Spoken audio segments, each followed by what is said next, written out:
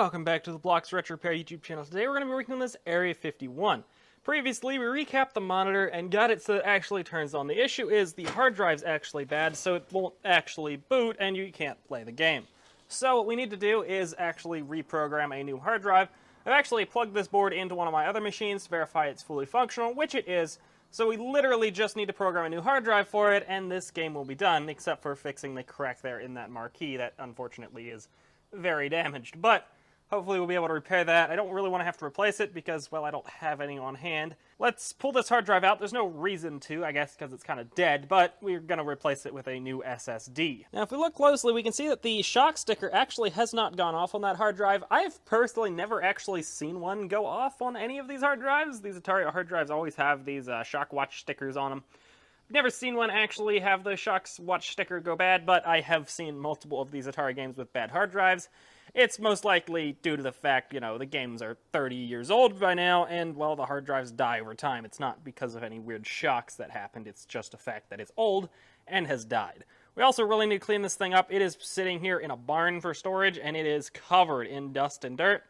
So we need to do a lot of cleaning to this once we get it functional. As you can see, the hard drive is held in by two Phillips head screws on each side, and it's a good old-fashioned IDE hard drive. So we're going to have to use an adapter to run something, either a SATA or a compact flash, whatever I have on hand. Now my maximum force cabinet here is actually a Area 51 as well. It's a combo unit.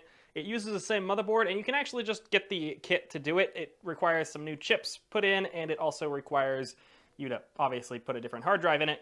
We're not going to be doing that right now because, well, I don't actually have that kit on hand. We're just going to get that one functional as Area 51. Now, unfortunately, that one right there is an Area 51 Site 4. Otherwise, I'd just clone its hard drive because, well, that would make life a lot easier. But since I don't have a copy of Area 51, we're going to have to make a hard drive for it. I believe this is possible. I have been told it's possible. I have personally never done it using the instance from MAME. So, let's figure that out and do it. I went ahead and made sure that it actually boots up, which it does, so we have the correct everything, so this should boot up without any major issues. In theory, assuming this is the correct version for the ROMs that are on that cabinet. I think it is. Now, we're going to have to program this to an actual hard drive, or in this case, an SSD, because, well, hopefully that'll make it boot a little bit faster and be a little bit more reliable. Okay, so, that should be done, so let's see if this hard drive actually programmed correctly and see if it'll boot in the actual arcade machine. Now, let's go ahead and see if we can get this hard drive to boot or not. Powering it up, that's a good sign. We have CRT noises. Let's see if we get anything on the screen here. You turn off this light. Of course it's gonna run through the self-test. I love it when they run through the self-test. I'll see you in like half an hour. I don't know why that's not showing up on camera very well, but it's running through the self-test. It takes a long time to run through that. Awesome. We probably have an issue with the actual self-test switch on the motherboard. They go bad fairly often. And then he ends up running through the self-test every time, even if the self-test switch is actually switched off. We'll just need to clean that switch up a little bit, and it'll probably fix this issue. Okay, so let's get this thing turned on. I have the lights off so you can see the CRT a little bit better, hopefully. And I have applied power to the machine. Let's see if it wants to boot up. We got a little bit of light there in the screen. As you can see, a little bit of flickering there. Let's see if it actually... I heard a ding. And we're in. Okay, that was incredibly fast. That was impressive. This thing takes like 15 seconds to boot up. It is amazing what an SSD can do. I'm going to make sure this will actually coin up and that we can actually shoot the guns, and I'll say we're good. Of course, the previous owner decided to cut off the wires that go to the coin door and take the coin door. I'm assuming it probably had some kind of credit card assembly or something on it that they wanted to keep, which meant I had to figure out which wires to splice together to give me some credits, but we now have a couple credits there. Let's see if these guns want to work. They're not routed correctly because I previously pulled them out to work on them and clean them up, and I never actually mounted them back in. So let's just see if they work. They are plugged in. Of course, this camera doesn't want to show up CRTs very well, but this gun is very much shooting. It is playing beautifully. So I'm going to say that that is definitely fixed. I'm just really bad at this game, playing at this really far-off angle and trying to film it and all that fun stuff at the same time. But this gun is shooting absolutely phenomenally, so I'm going to say we are fixed. Awesome. It is definitely functional. The camera is absolutely screwing with that CRT because, well, the camera doesn't want to pick it up right, the refresh rate and all that fun stuff. But it is definitely functional. I guess the last thing to do is going to be to clean this thing up, put a coin door on it, mount these guns back on, fix the marquee, and it'll be ready to be sold. Awesome. So I guess we'll do that here tomorrow because it's getting late and it is raining out, which is not really important, but it is if you hear the rain in the background. Last night at about 2 a.m., I designed this fancy little 3D printed case here to hold our new hard drive. I messed up by about 10 millimeters, and we're going to ignore that. It'll be fine for what we're doing. All we're really doing is in need of mounting this bad boy right here in place of the original hard drive. That just happens to stick out an extra 10 millimeters, then should have been recessed, but I'll fix that for the future whenever I do this in the future to other hard drives. But let's get that fancy little 3D printed box in place of that broken hard drive. It's probably a quantum fireball if I had to guess. They tend to be what Atari used back in the day.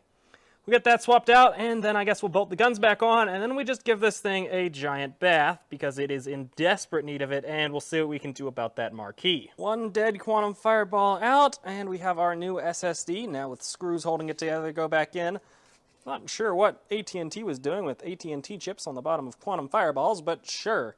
Let's get this screwed in and see if it fires up still. Then we'll get to the cleaning process. Now we're going to go ahead and get the guns bolted back on. They just bolt onto the front of the control panel. If you haven't guessed already, this actually was a Primal Rage cabinet that was converted to an Area 51 at some point.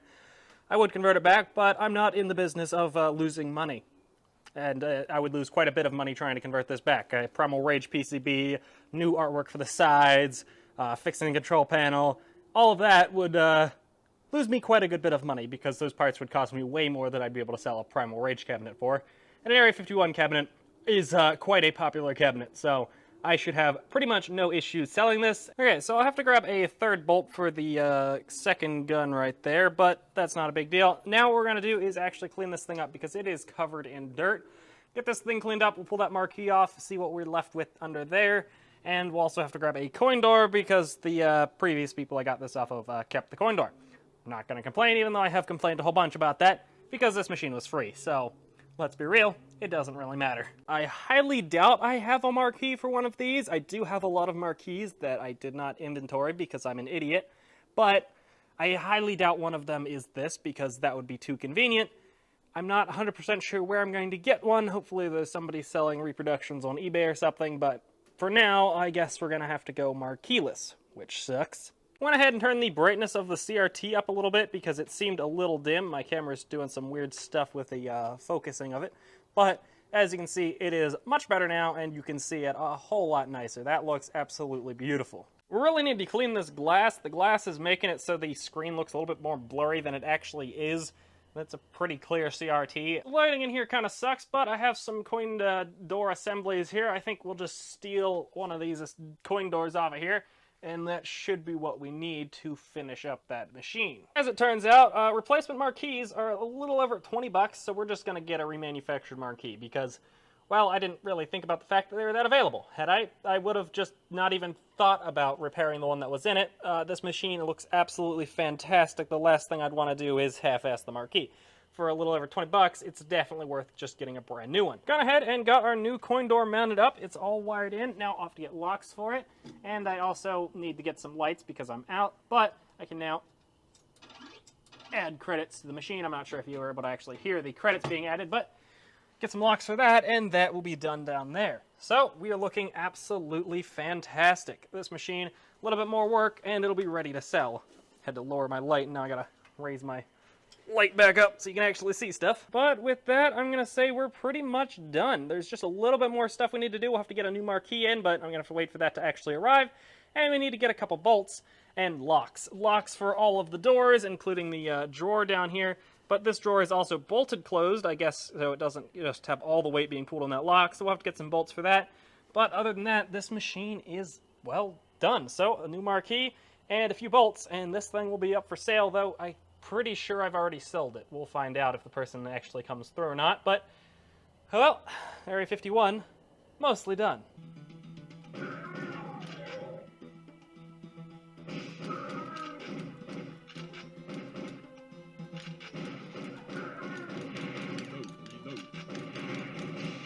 If you like what you saw, please leave a like and subscribe. I'll see you next time.